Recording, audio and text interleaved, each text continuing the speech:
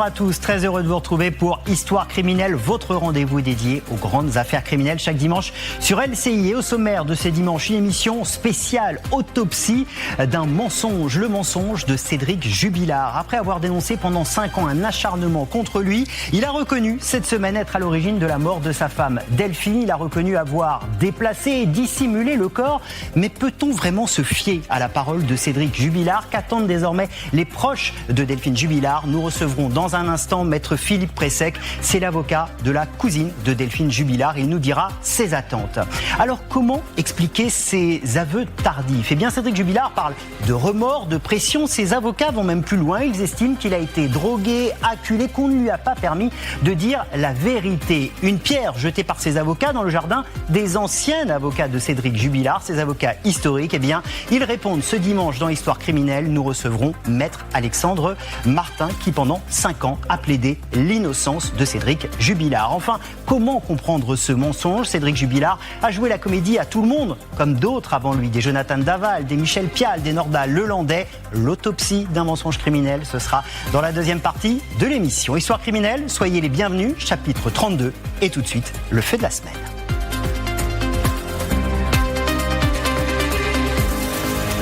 On était habitué dans l'affaire Jubilard à avoir des rebondissements, mais le plus spectaculaire, assurément, c'est lundi qu'il est survenu. Cet énorme rebondissement. Plus qu'un rebondissement, un coup de théâtre. Cédric Jubilard est passé aux aveux. Condamné à 30 ans de réclusion criminelle, il se dit prêt à coopérer avec la justice. Il a reconnu les faits par écrit dans un courrier adressé à ses avocats.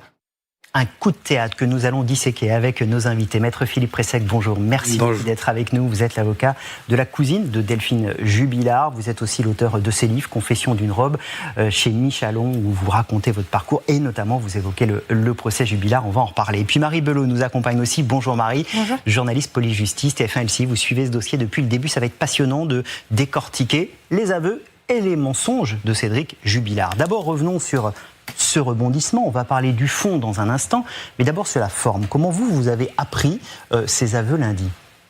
Bien, j'ai appris ces aveux comme tout le monde dans la presse et j'ai assisté à cette conférence de presse. Je crois qu'il y a quelque chose qu'il faut bien avoir en tête, c'est que l'avocat n'est pas l'attaché de presse de son client. Et la justice, elle ne se fait pas derrière les micros, mais devant des magistrats et dans des cours et des tribunaux. Je trouve que le procédé est un procédé glauque. C'est un procédé, en plus, qui fait mal aux victimes parce que on vient vous dire comme ça y est, il a avoué. C'est dans l'enveloppe. Mais qu'est-ce que vous attendez pour dire où est le corps? Où est le corps? Où est Delphine? Parce que les sœurs, frères de Delphine Jubilard, la cousine, tous ces gens qui sont là, qui attendent depuis 6 mois un discours de vérité, depuis 6 ans, ben finalement, on sait toujours rien. Oui, parce qu'on va évidemment décortiquer tout ça dans le détail, parce qu'on va revenir très longuement sur cette conférence de presse et les infos qui sont données par Cédric Jubilard aujourd'hui, par l'intermédiaire de ses avocats. Peut-être, puisque vous parliez de la méthode qui vous surprend un peu, forme de comédie, c'est ce que vous nous dites. Marie, comment ça s'est passé, ces aveux? Comment ça s'est formellement déroulé? Bien, les nouveaux avocats de Cédric Jubilard expliquent qu'ils ont d'abord été le voir quasiment toutes les semaines pendant 6 mois et qu'ils ont trouvé un homme alors affaibli par les médicaments qui avait envie de se livrer, disent-ils, et qui a donc commencé dans le parloir de la prison à avouer les faits à ses nouveaux avocats. Donc des aveux en direct et ensuite une lettre rédigée mais qui n'a pas été transmise à la justice. On apprend ces aveux sur la presse locale, la Dépêche du Midi, qui fait sa une sur ces aveux. La justice qui explique qu'ils n'ont toujours pas à cette heure reçu cette lettre. Alors on voit bien qu'il y a eu effectivement une organisation pour communiquer sur ces aveux. La question, c'est de savoir ce que dit vraiment Cédric Jubilard et si on peut s'y fier. Alors, il a livré une version rapportée par ses avocats, laquelle? Écoutez. Un jour, il y a quelques semaines, il m'a dit « Écoutez, maître, il faut que je vous dise la vérité, c'est moi. C'est moi qui suis à l'origine de la disparition de ma femme. » L'explication qu'il donne est la suivante. Il s'agit d'un couple qui s'est dégradé inexorablement depuis plusieurs mois, avec des tensions de plus en plus fortes. Et c'est dans le cadre d'une énième dispute conjugale que les choses ont mal tourné et que celui-ci se retrouve donc à l'origine de la disparition de sa femme. Alors c'est extrêmement important, il faut vraiment disséquer chacun des mots qui sont employés, parce que là, si on écoute cette version, dispute de couple, crime passionnel, l'expression a même été employée par les avocats de Cédric Jubilard, et puis une dispute qui dégénère. En fait, l'histoire, elle est assez simple. Déjà, il faudra voir ce que Cédric Jubilard dira au magistrat qui va l'entendre. La présidente de la cour d'assises de Toulouse a désigné cette semaine un magistrat pour entendre Cédric Jubilard. Que va-t-il raconter ? Est-ce qu'il va raconter exactement ce que ses avocats ont dit ? Nul ne peut le savoir. Mais effectivement, l'idée forte, c'est que on sent que on essaie de nous faire de nous faire dire, de nous faire penser que Cédric Jubilard finalement aurait fait disparaître son épouse, mais sans faire exprès. On voudrait, je pense, finalement arriver à convaincre la cour d'assises d'appel que Cédric Jubilard ne pourrait être coupable que de coups mortels et pas de meurtre. C'est important, ce mot de meurtre. Il n'est jamais utilisé lors de la conférence de presse. C'est même mieux, quand un des journalistes va relancer les avocats de Cédric Jubilard sur la question du meurtre, il va être pris par les avocats de Cédric Jubilard. Écoutez. Il n'avoue pas un meurtre, attention aux qualifications juridiques. Il avoue, bien entendu, avoir donné la mort à son épouse, mais à partir de cet instant, on doit s'en tenir uniquement à ses aveux. Alors Marie, il faut nous expliquer, peut-être pour nos téléspectateurs, pourquoi il y a une différence entre dire il reconnaît être à l'origine de la mort de Delphine Jubilard, mais pas un meurtre. La subtilité entre les deux, c'est l'intention. C'est-à-dire qu'un meurtre, c'est un homicide volontaire. Là, dans la nouvelle stratégie de défense, on comprend que les avocats vont essayer de plaider la mort sans intention de la donner. Si on regarde les peines encourues, violence ayant entraîné la mort sans intention de la donner, la peine encourue, c'est 15 ans. Un meurtre, c'est 30 ans. Donc on imagine que c'est ce que vont essayer de jouer les avocats. Oui, il est à l'origine de la mort, mais il n'avait pas l'intention de tuer Delphine Jubilard. Après, tout ça va être mis en confrontation avec évidemment les éléments du dossier. Et on se souvient notamment que Cédric Jubilard avait déjà proféré des menaces de mort devant témoins à l'encontre de son épouse. Pour vous, c'est toute la différence, c'est la stratégie de Cédric Jubilard qui est en train de s'écrire, la future stratégie ?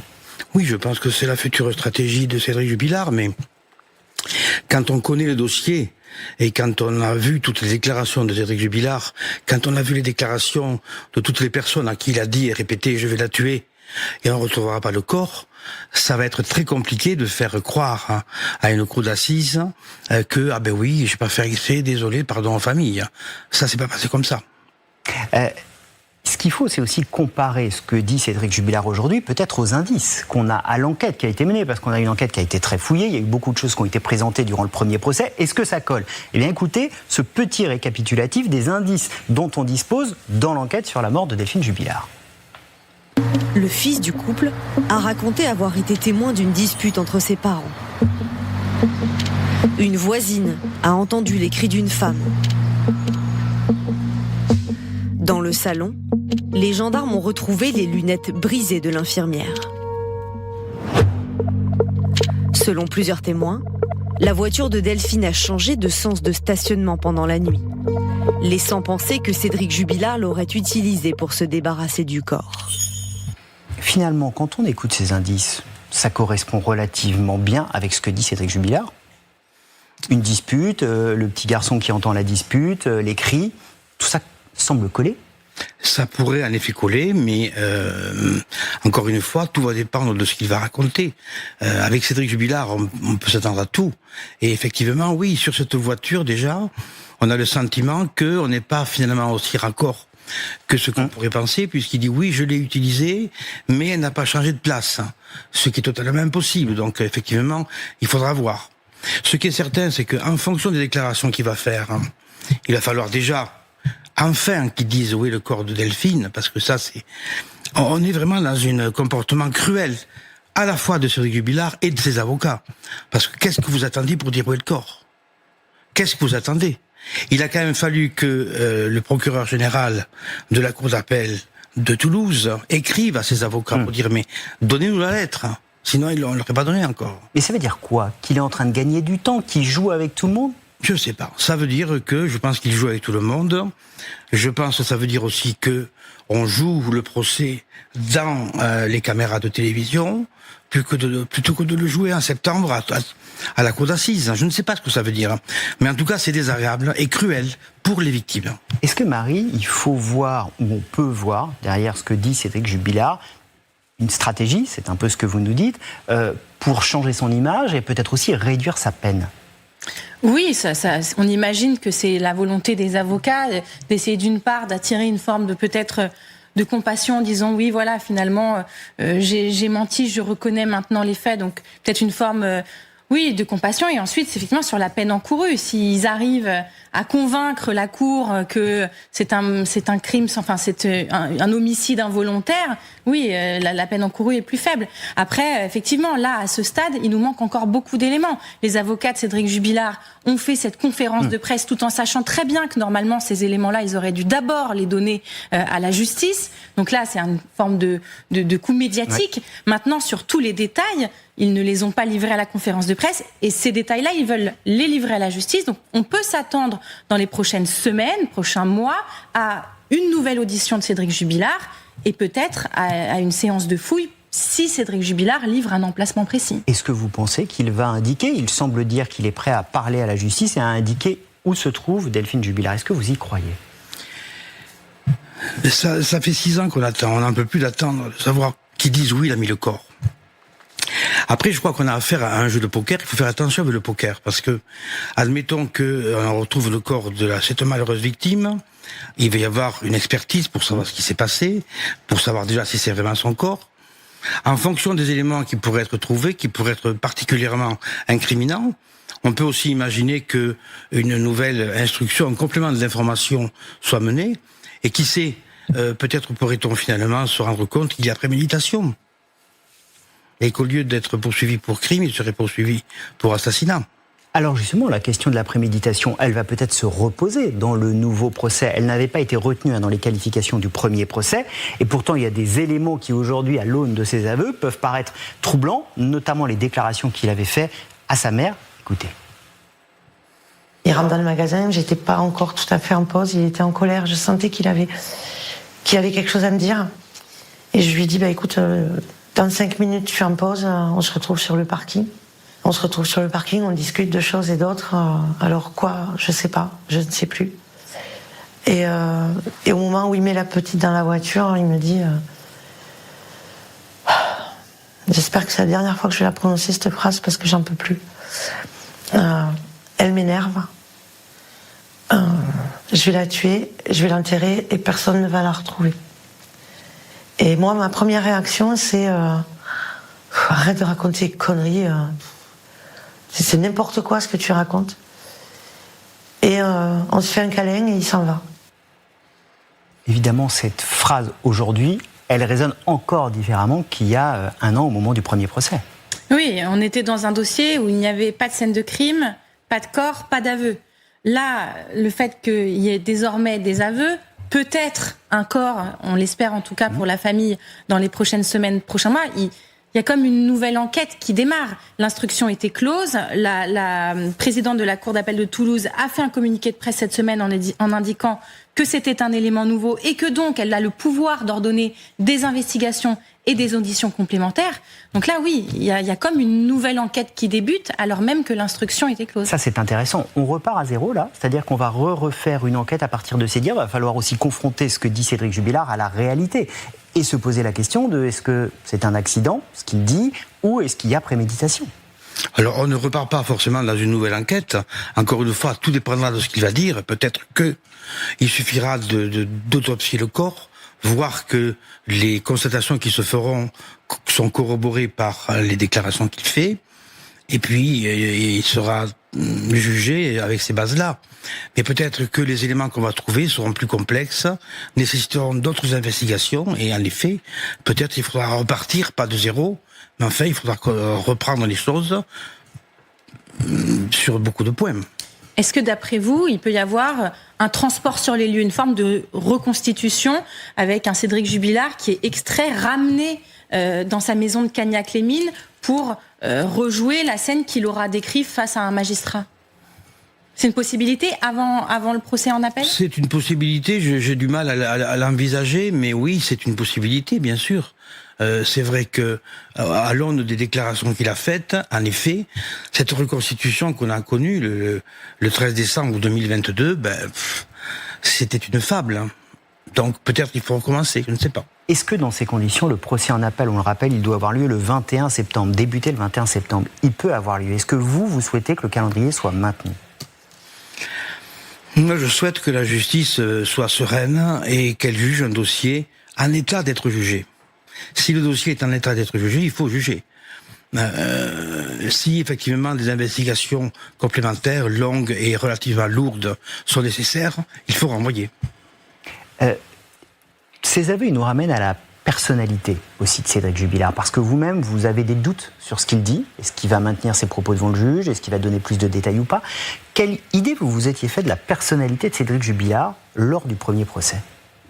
Moi, je connais Cédric Jubilard depuis le début. Oui. J'ai été saisi en 2020, juste après la disparition de Delphine Osaguel. Et j'ai vu cette personnalité se construire sous mes yeux. Et oui, Jubilard, c'est un menteur. C'est un menteur compulsif, c'est un hableur, c'est un malin, c'est quelqu'un qui joue beaucoup avec les autres, et c'est surtout quelqu'un qui jouit de cette histoire qui lui arrive. C'est quelqu'un qui était dans la vie... c'était un petit peu il n'avait pas beaucoup de chance. Il avait épousé une femme trop bien pour lui. Le métier s'en allait pas. Il n'était pas considéré. Et là, même si cette considération qu'il a est une considération malsaine, puisqu'elle est liée au crime qu'il a commis, ça lui plaît. Ça lui plaît, et d'ailleurs, il a passé son temps à avouer ce crime à plusieurs personnes. Dès qu'il est mis en contact avec les gens, il avoue le crime. Alors, officiellement, c'est une négation permanente et très forte, mais dès qu'il peut se lâcher comme ça, il peut pas s'empêcher. Et le portrait que vous faites là n'est pas du tout celui... Et finalement, c'est assez logique. Ce qui nous a été fait par les nouveaux avocats de Cédric Jubilard, écoutez ce qu'ils en disaient lundi lors de leur conférence de presse. J'ai appris à le connaître, j'ai tissé une relation de confiance et progressivement et assez rapidement, j'ai ressenti que celui-ci avait le besoin profond de parler. Il était verrouillé quelque part psychologiquement depuis le début. Verrouillé probablement en raison de l'immense pression médiatique qui était exercée sur lui à travers cette affaire qui est donc l'une des plus grandes affaires criminelles françaises de ces dernières années. Verrouillé aussi probablement en raison de forme de brutalité qu'il a évoquée, ou en tout cas de pression très forte de la part des enquêteurs. Il m'a dit lui-même, je me suis recroquevillé comme une huître sur mon rocher. Est-ce que c'est l'image que vous avez eue ? Non. Est-ce que vous avez eu le sentiment d'un homme verrouillé ? Chacun a la responsabilité des propos qu'il tient, mais là on est dans du théâtre. Jubilard n'a jamais eu la pression médiatique, puisqu'au contraire, ça lui plaît, il en jouit. Il se présente comme le détenu le plus célèbre en prison. Donc il n'a jamais eu de pression au niveau des médias, et surtout, et là on est vraiment dans un discours assez glauque. On a l'impression que tout le monde l'a poussé et l'a empêché d'avouer. Pauvre Jubilard qui aurait avoué depuis longtemps s'il n'avait pas été verrouillé par les enquêteurs et par ses précédents conseils. C'est complètement abracadabrant. Et c'est vrai que ces déclarations, Marie, elles vont à l'encontre aussi de l'image qu'on avait de Cédric Jubilard, qui était plutôt un homme provoquant, arrogant, qui a beaucoup joué de ça d'ailleurs. Mais on est dans une pure démonstration d'exercice de défense. Ouais. C'est-à-dire qu'on a deux avocats qui veulent montrer la meilleure facette possible de leur client, d'essayer de nous faire comprendre que c'est un pauvre homme affaibli par l'isolement. Et ils sont dans leur rôle, ils ont raison de faire ça, ce sont les avocats de Cédric Jubilard. Après, c'est vrai que ce soit pendant la période de recherche ou pendant la période d'incarcération de Cédric Jubilard, il ne s'est pas illustré par une empathie débordante envers les proches de Delphine. On se souvient pendant le procès, alors même si pendant le procès, et je pense que vous serez d'accord avec moi, maître, il avait quand même listé lissé d'une certaine façon son image. Il n'était pas du tout dans l'arrogance, dans la provocation. Il s'était montré, plutôt assagi. En revanche, quand il y avait eu la lecture de la lettre de son fils, il n'avait pas montré beaucoup d'émotion.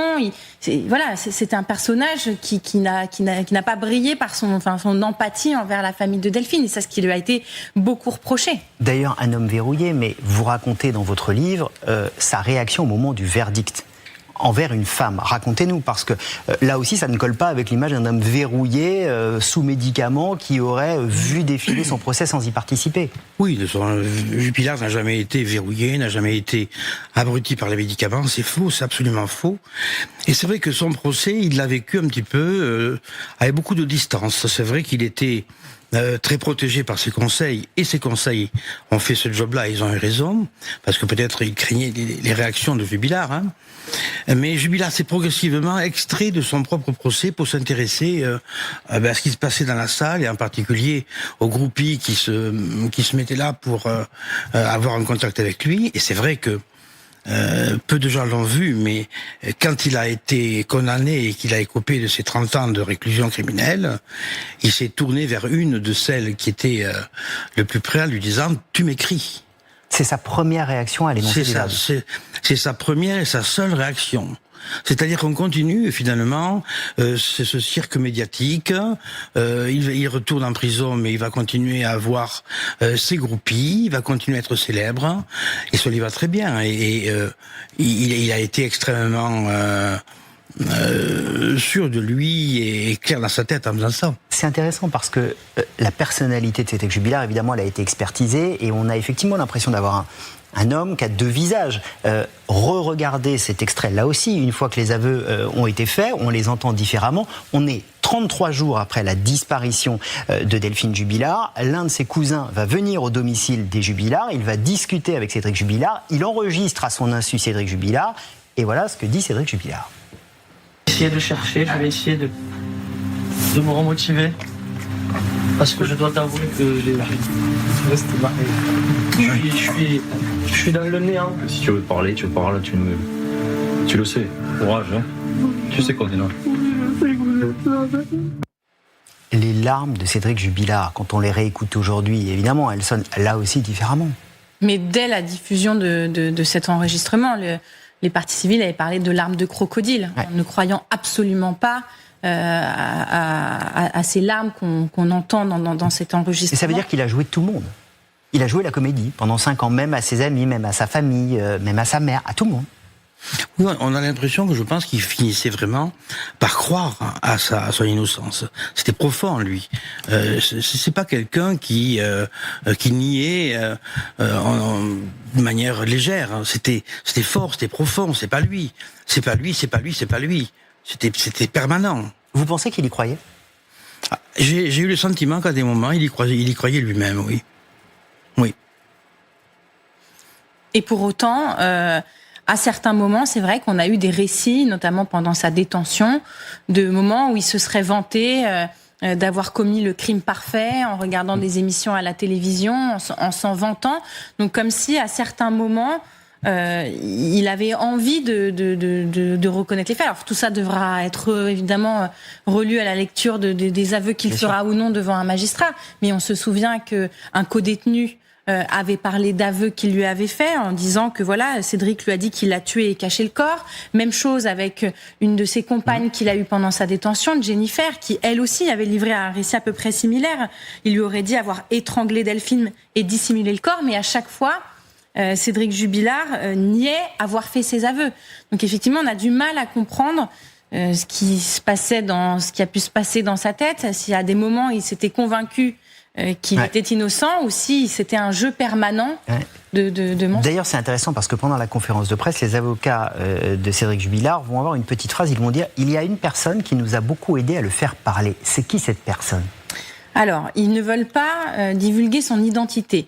Mais ils expliquent que c'est une femme qui lui a rendu très souvent visite en prison, que c'est une psychologue, et ceux qui ont suivi le procès en première instance, les journalistes et les avocats, ont remarqué effectivement au deuxième rang une femme qui était présente tous les jours, qui semblait proches de Cédric Jubilard, donc aujourd'hui qui s'interrogent sur voilà, est-ce que cette femme, cette psychologue qui a été présente quasiment tous les jours du procès, est cette femme qui a aidé Cédric Jubilard à changer déjà d'avocat, à le convaincre de changer d'avocat et ensuite à se livrer. Il y a encore un peu de mystère sur la personnalité de cette femme. Il y a un peu de mystère sur ce point-là. J'imagine que vous avez eu votre cliente, la cousine de Delphine. Qu'est-ce qu'elle vous a dit après ses aveux ? À la fois du soulagement et du stress, parce que ce qu'elle m'a dit, c'est que, oui, alors il a avoué, mais qu'est-ce qu'il a avoué ? Et où est Delphine ? Où est Delphine ? Les aveux, c'était lundi dernier, nous sommes dimanche, on ne sait toujours pas où elle est. Qu'est-ce qu'il attend pour faire un croquis ?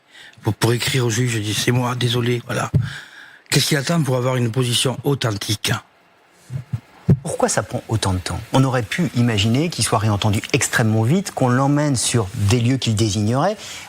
Ça pourrait aller beaucoup plus vite. On a du mal à comprendre pourquoi c'est si lent. Oui, d'autant que, si j'ai bien compris la nouvelle défense de Cédric Jubilard, cette lettre est arrivée déjà plusieurs semaines auparavant. Donc peut-être qu'il considérait qu'il y avait trop d'actualité et que le coup médiatique n'était pas... Il fallait le repousser un petit peu au début juillet, car les choses se seraient calmées, je ne sais pas. Mais en tout cas, c'est des calculs qui sont absolument glauques. Ce qu'il aurait fallu faire, c'est de suite saisir la présidente de la cour d'assises. Il y a un élément nouveau, c'est urgent, c'est grave. Voilà où est le corps.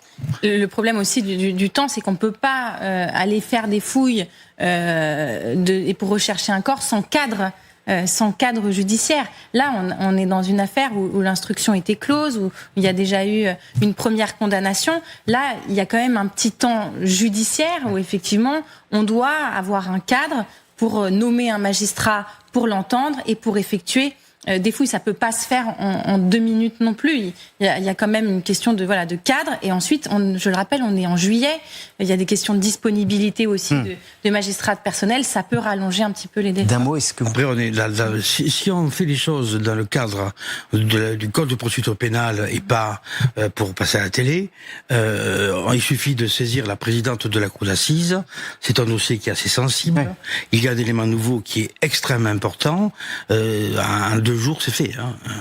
On verra si dans les prochains jours, il y a des fouilles qui sont diligentées sur les indications de Cédric Jubilard. Merci beaucoup, maître Philippe Pressé-Glady sur le plateau d'Histoire criminelle. Vous restez avec nous, Marie, parce qu'on va continuer à décortiquer les aveux et le mensonge de Cédric Jubilard. Pourquoi n'a-t-il pas parlé plus tôt ? Parce qu'on ne lui en a pas donné la possibilité. On ne l'a pas assez écouté, Cédric Jubilard. Voilà ce que disent les nouveaux avocats de Cédric Jubilard. C'est une pierre jetée, évidemment, dans le jardin des avocats historiques de Cédric Jubilard. Eh bien, ils répondent aujourd'hui sur le plateau d'Histoire criminelle. Nous recevrons dans un instant maître Alexandre Martin. À tout de suite.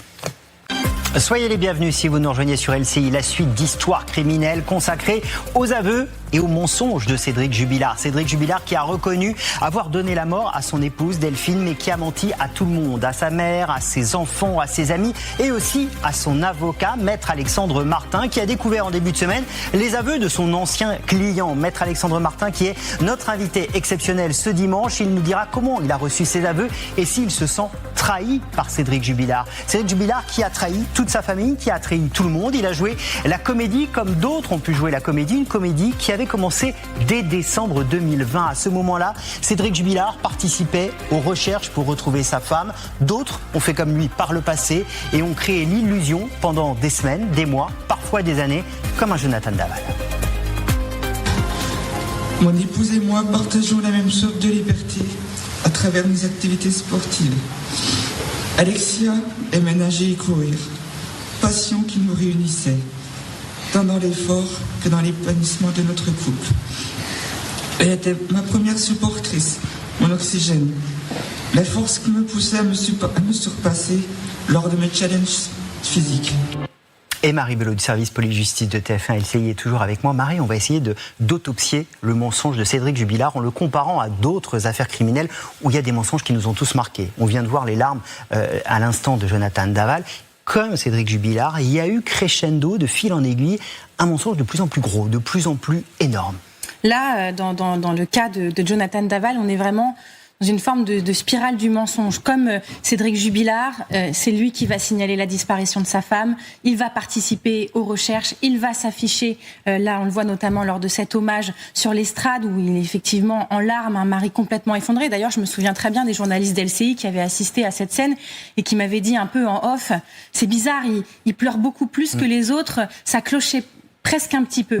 La grande différence avec Cédric Jubilard, c'est que dans le cas de Jonathan Daval, le corps est retrouvé très rapidement et il y a les gendarmes qui travaillent assez vite et qui ont des preuves formelles. Donc en fait, Jonathan Daval, il va faire évoluer sa version au fur et à mesure des éléments apportés par les enquêteurs. Donc il va d'abord nier en bloc, puis reconnaître une mort accidentelle, puis renvoyer vers sa belle famille en disant que c'est un complot, avant d'avouer complètement. Mais la différence, c'est qu'il y avait un corps dans l'affaire de Cédric Jubilard. Tout au long de l'instruction, il n'y a jamais eu de corps. C'est d'ailleurs ce dont se vantait Cédric Jubilard auprès de sa mère à un moment. Si moi je le fais, on ne retrouvera jamais le corps de ma femme. Il y a une autre affaire à laquelle il faut comparer le mensonge de Cédric Jubilard, c'est l'affaire Karine Esquivillon. On est en 2023 en Vendée. Cette mère de famille, Karine Esquivillon, va disparaître sans laisser de traces et son mari va jouer les maris éplorés, notamment devant la caméra de TF1. Lors d'aujourd'hui, je me suis fait j'ai tellement de films dans ma tête que je peux vous faire 5 séries pendant 5 ans à la télé, hein.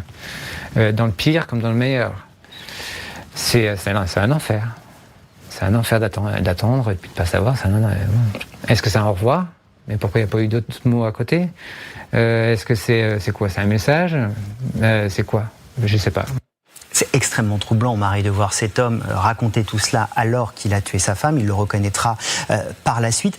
On dit beaucoup, dans les cas de féminicide, Daval, Pial, Jubilard qui sera rejugé, que dans les cas de féminicide, ces maris qui ont souvent eu de l'emprise sur leurs femmes continuent à exercer une forme de contrôle en racontant un récit alternatif. Oui, et pour revenir sur cette interview faite par ma collègue Sophie Chevalreau, c'est une interview qui est folle. Je me souviens très bien de Sophie qui était revenue de cette interview complètement convaincue de l'innocence de Michel Pial, en expliquant que voilà, vraiment, il avait l'air complètement effondré, qu'il n'était pas coupable. Il lui avait même dit, elle lui avait posé la question, mais tout le monde vous désigne.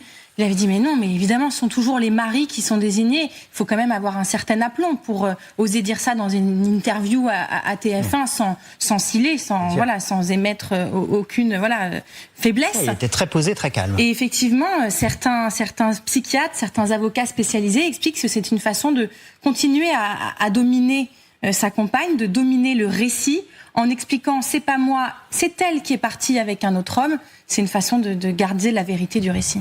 Pour parler des mensonges et finir peut-être, il y a un mensonge un peu différent mais qui est éloquent. C'est le mensonge d'une femme, le mensonge de Cécile Bourgeon. Cécile Bourgeon, c'est une mère de famille, elle a 2 enfants et sa petite Fiona, on est en 2003, va disparaître dans un parc à Clermont-Ferrand. Depuis 4 longues semaines, Fiona, 5 ans, est introuvable. C'est dans ce parc que l'enfant a disparu. Elle était venue s'y promener un dimanche en compagnie de sa maman et de sa petite sœur. Malgré d'importants moyens de recherche, impossible à ce jour d'expliquer sa disparition. Cécile Bourgeon, la maman, est rongée par le remords. Ce jour-là, elle s'est assoupie un quart d'heure dans le parc. À son réveil, Fiona n'était plus là. Je m'en veux. Parce que voilà, je suis quand même une maman et je me suis dit, j'ai pas su protéger ma fille. C'est dur de se dire ça quand même. Les larmes et les remords d'une mère qui reconnaîtra quelque temps après avoir tué sa fille sous le coup de coups avec son compagnon. La question qui se pose, c'est ce mensonge. Qu'est-ce qu'il pèse, que ce soit dans l'affaire Bourgeon, dans l'affaire Daval, dans l'affaire Jubilard à venir? Est-ce que ça peut peser sur le futur procès? Et est-ce qu'on peut le juger, le mensonge? Alors, il y a toujours plus de compassion chez les jurés quand il y a une personne qui reconnaît les faits, qui exprime des remords, des regrets, que face à quelqu'un qui nie en bloc quand il y a des éléments graves, concordants contre lui. Mais en France, on ne peut pas être jugé pour avoir menti. C'est pas du tout la même chose qu'aux États-Unis. Aux États-Unis, on prête serment. Si on ment devant une cour, on peut être condamné pour ça. En France, on ne peut pas être condamné si on a menti. Maintenant, on verra si le 21 septembre s'ouvre bien le procès en appel de Cédric Jubilard, si le fait de revenir des aveux, de revenir sur sa culpabilité, ça peut l'aider à atténuer sa peine ou non. On verra dans quelques mois. Merci beaucoup Marie, c'était passionnant d'ouvrir avec vous la boîte à archives sur les mensonges criminels. Le premier à qui il a menti, Cédric Jubilard, c'est peut-être à son avocat, à ses avocats. C'est notre grand témoin de la semaine, maître Alexandre Martin. témoin de la semaine est l'homme qui a défendu Cédric Jubilard 5 années durant. L'homme qui a plaidé son innocence devant la cour d'assises. Merci beaucoup, maître Alexandre Martin, d'être avec nous. Une pensée pour votre consoeur, maître Emmanuel Franck, qui était à vos côtés dans ce combat acharné que vous avez mené. Tout le monde a salué d'ailleurs à l'époque le travail remarquable que vous aviez fait pour tenter de faire innocenter Cédric Jubilard. On va reprendre avec vous la semaine et puis quelques autres éléments. D'abord, quand vous avez entendu ses aveux, quand vous avez entendu dans la bouche de ses avocats ce qu'il reconnaît, est-ce que vous avez été surpris? Comment vous avez réagi? Oui, je l'ai appris comme tout le monde par les médias. J'ai été surpris, tant sur le fond que sur la forme. Sur le fond, nous avons toujours porté la parole de notre client, on y reviendra, nous avons fait notre métier d'avocat. Sur la forme qu'il est réservé, c'est aveux, je dirais, ces confessions à la presse avant que de faire des aveux à la justice, ça m'a un peu surpris. Voilà. Surpris ou choqué? Surpris. Pourquoi? Surpris.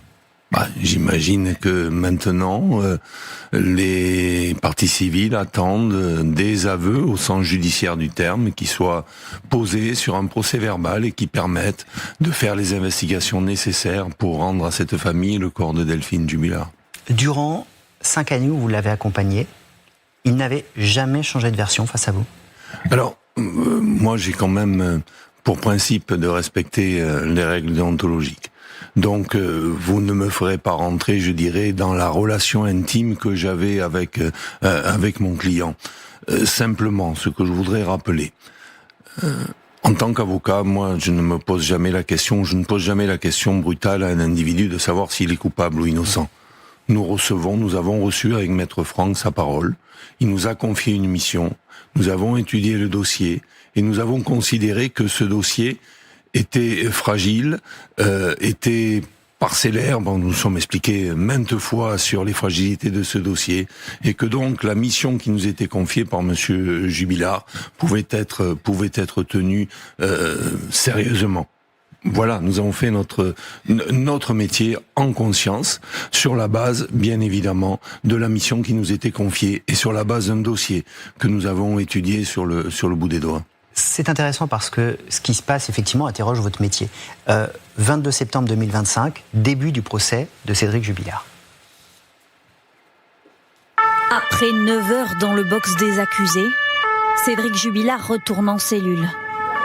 Le plaquiste de 38 ans est arrivé ce matin, concentré, barbe et crâne rasé, le visage impassible. À son annulaire, toujours son alliance. Est-ce que ce jour-là, vous vous posez la question de savoir s'il est coupable ou innocent? Est-ce que vous êtes convaincu de son innocence? Dans quel état d'esprit vous êtes? Bon, là, on rentre dans une intimité personnelle que je dévoilerai pas. Moi, ce jour-là, je suis en position d'avocat combatif, mu par la mission qui nous est confiée par ce client, par Cédric Jubilard, mu par la certitude que nous avons que ce dossier, quand même, ne démontre pas sa culpabilité.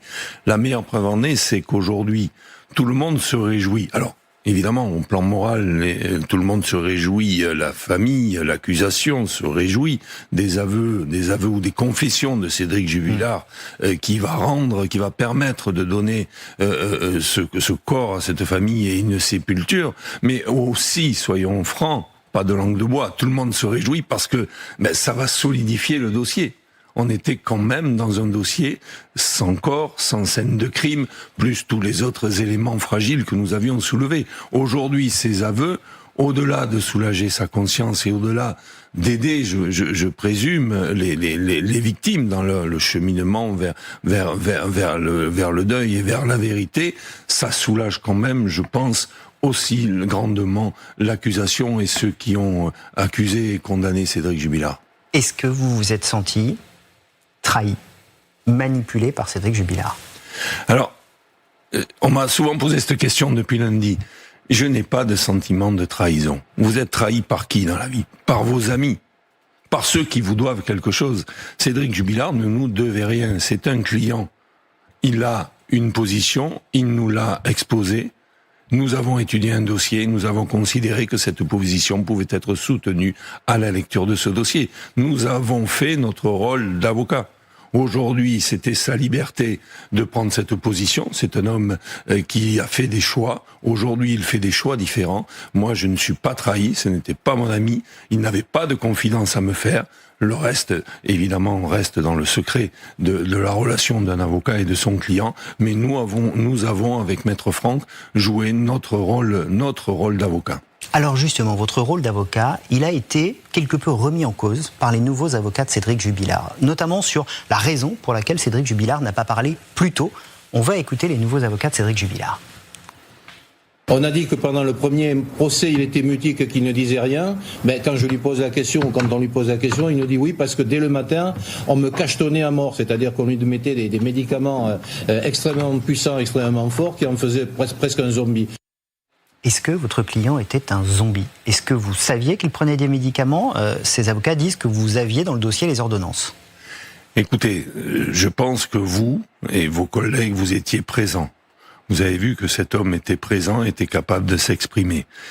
Que cet homme ait souffert de l'isolement et que ça ait verrouillé sa parole, nous avons été les premiers à le dire et je l'ai plaidé, ça a été un morceau de ma plaidoirie, c'est une évidence.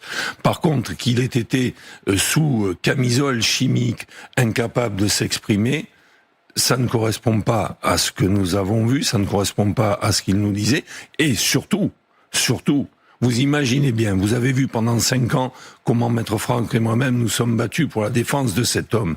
Imaginez-vous un seul instant que nous ayons accepté que notre client soit jugé dans un état végétatif comme cela on nous l'expose. Alors ça, c'est la nouvelle défense de Cédric Jubilard. Juste, je voudrais dire que nous n'aurions jamais accepté que notre client comparaisse selon ce que nous disent les nouveaux avocats. Qu'on soit très très clair, vous n'aviez pas connaissance d'ordonnances de neuroleptiques et de médicaments et vous n'avez pas vu un zombie face à vous. C'est ça que vous nous dites aujourd'hui? Je n'ai pas vu un zombie face à moi. C'était un homme qui était apte à participer à son procès et nous n'aurions pas accepté le contraire. Est-ce que ça veut dire que ce qu'on entend là, c'est une stratégie de défense qui se dessine? Je sais pas. Moi, il ne m'appartient pas aujourd'hui. Je ne suis plus l'avocat de Cédric Jubilard. Je ne m'aventurerai pas sur une analyse de la stratégie de défense. Aujourd'hui, je prends acte des aveux, enfin des confidences de cet homme qui vont vraisemblablement se transformer en aveux. Votre prudence, parce que qu'on la comprenne, si vous nous dites confession et pas aveu, c'est parce que vous attendez qu'il parle face à un juge. Mais parce que des aveux, ça répond quand même à des critères juridiques. Aujourd'hui, nous avons des confessions. Nous avons des avocats qui viennent nous expliquer les confessions qui leur ont été faites par Cédric Jubilard dans le cadre d'un parloir et dans le cadre de courriers confidentiels. Les aveux, c'est quand Cédric Jubilard aura, avec les détails qui sont attendus maintenant par les parties civiles, par les victimes, par l'accusation, les détails de son passage à l'acte et les explications aussi sur le déni qu'il a affiché pendant plusieurs années. Alors justement, Cédric Jubilard livre certaines choses, notamment il reconnaît qu'il a déplacé le corps, qu'il l'a dissimulé, et il dit l'avoir fait pour ses enfants. On va écouter ses avocats. Tétanisé, quand il a repris ses esprits et qu'il a réalisé son geste, quand il a réalisé ce qu'il avait fait, il a tout de suite pensé à ses enfants. Il n'a pas voulu leur infliger ce regard terrible, cette vision de ce corps inanimé de leur mère, et donc il s'est dit il ne faut pas qu'il ne voie ça, donc je dois déplacer le corps. Il a pensé aussi, parce qu'il s'agit d'un être humain, mes enfants m'en voudront, ils ne me le pardonneront pas, et donc très rapidement, pour ne pas dire immédiatement, il a pris la décision de déplacer le corps de Delphine avec le véhicule, et il a déplacé ce corps dans un endroit pour lequel il nous a donné quelques précisions, mais pas beaucoup de détails. Il a déplacé le corps pour ses enfants. Est-ce que pendant ces 5 années où vous l'avez accompagné, il vous parlait régulièrement de ses enfants? Moi, je ne rentrerai pas, encore une fois, je suis désolé, je ne vais pas rentrer dans la relation que nous avions avec Cédric Jubilard. J'ai toujours dit, et nous l'avons soutenu, qu'il aimait ses enfants, que ce n'était pas uniquement le père qui a été décrit. Il aimait sincèrement ses enfants. Voilà ce que je peux vous dire. Après, sa démarche aujourd'hui, les raisons de son déni, je n'en dirai rien. Ces avocats, désormais, ont la charge de sa défense et expliqueront l'évolution de cet homme peut imaginer que la sanction lourde prononcée à son encontre en première instance a peut-être permis à cet homme de se déverrouiller. Est-ce que vous pensez que cette sanction, que cette peine qui lui a été infligée à l'issue du premier procès, elle peut être réduite après la formulation d'abord de confession et peut-être demain d'aveu? Les jurés auront toute liberté. Bien évidemment, dans des dossiers similaires, les peines parfois sont moindres. Peut-être les jurés, qui eux ont considéré qu'il était coupable, ont-ils fait payer à cet homme le fait qu'il niait, en dépit de la conviction qui a été la leur de sa culpabilité. Maintenant, en appel, les jurés retrouvent leur entière liberté. Comment apprécieront-ils ces aveux? Déjà, tout dépendra vraisemblablement de la manière dont cet homme les exprimera. L'image qu'il a dégagée tout au long du premier procès a souvent été comparée à quelqu'un d'arrogant, à quelqu'un qui n'avait pas grand-chose à faire de ce qui se passait, à quelqu'un de très dur. Ça a beaucoup joué en sa défaveur. Vous-même, vous nous l'aviez dit, effectivement, son image, son comportement n'a pas forcément aidé. Est-ce qu'aujourd'hui, il faut changer totalement cette image? À l'issue du premier procès, nous étions venus sur votre plateau. Tout à fait. Et je me souviens avoir expliqué, forcément, il y a des choses qui ont failli, puisque nous ne sommes pas arrivés à faire innocenter cet homme, à faire acquitter cet homme. Et ce qui nous a paru avoir été un échec, c'est la présentation de Cédric Jubilard, qui était verrouillé dans l'expression de ses émotions. Ce verrouillage ne correspond pas totalement à la personnalité de cet homme. Donc nous avions mis ça, je pense que ça a joué sur le terrain de l'isolement, qui est quand même un enfermement absolument terrible que nous avons toujours dénoncé et forcément qui a joué sur le psychisme de cet homme. Nous avons également considéré que l'extrême pression médiatique à l'ouverture du procès était peut-être de nature aussi à bloquer cet homme. Je crois qu'effectivement, il y a à travailler au-delà de... Maintenant, très bien, il a fait des déclarations, enfin, il confirmera ses confessions, mais au-delà de ça, quand même, il va falloir travailler sur la personnalité de cet homme, qui, je peux le dire, était un homme qui était verrouillé, enfermé. Alors maintenant, aujourd'hui, on va dire enfermé peut-être dans son déni, mais je crois que tout ça devrait être analysé, étudié par des spécialistes, et je crois qu'à cette audience, oui, c'était extrêmement difficile. J'aimerais vous soumettre une dernière déclaration des nouveaux avocats de Cédric Jubilard, quand ils estiment justement qu'on aurait pu déverrouiller Cédric Jubilard bien plus tôt. Si le travail avait été fait sérieusement, au bout de 48 heures, toutes les informations auraient été recueilles et le corps de Delphine aurait été retrouvé. Cette phrase, elle est extrêmement forte. Si le travail il avait été fait, alors il ne parle pas spécifiquement de vous, à la fois des enquêteurs, peut-être aussi de vous, il n'est pas rentré dans les détails, maître Debuisson, mais en gros, on aurait pu retrouver le corps de Delphine en 48 heures et tout aurait pu être réglé beaucoup plus vite. Écoutez, ils supportent la responsabilité de leurs propos. Alors, dans les 48 heures, nous n'étions pas en garde à vue. Donc, ça ne nous vise pas, manifestement, mais de manière sibylline. Écoutez, moi, je vais pas encore une fois, je vais pas faire ce que je pourrais reprocher aux autres. Je vais pas rentrer dans la relation que nous avions avec Cédric Jubilard. Mais est-ce que tout a été bâclé? Comme le dit, je reprends le terme des nouveaux avocats, tout a été bâclé, rien n'a été bien fait, le travail a été mal fait.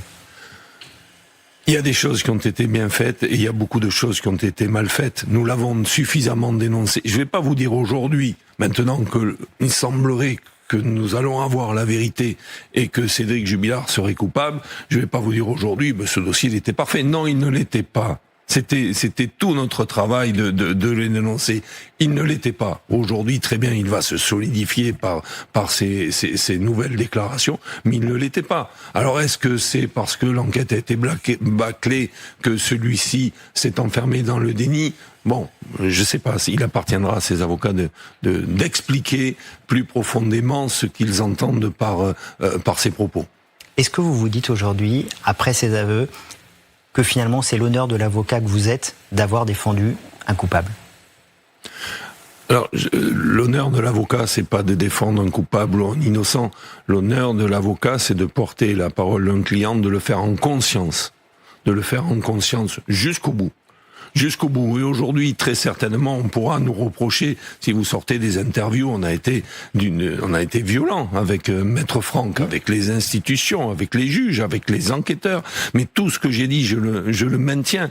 Les failles du dossier, les choses qui ont été mal faites, les portes qui n'ont pas été refermées, tout ce que nous dénoncions pour qu'on arrive à une bonne justice, eh bien, je le maintiens. Donc, nous avons fait notre travail d'avocat en conscience. Et l'intérêt peut-être de mon intervention aujourd'hui, c'est de rappeler quel est le rôle d'un avocat. Quel est le rôle d'un avocat? L'avocat, il n'est pas là, je vais peut-être un peu choquer, il n'est pas là pour forcer son client à avouer.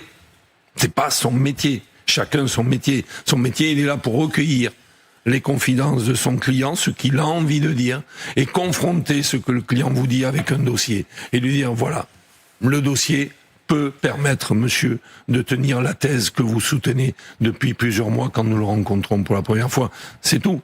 Je ne pose pas la question au départ à un client de savoir s'il est coupable ou s'il est innocent. Mon métier, c'est pas celui-ci. Je ne suis pas trahi. C'était pas mon ami.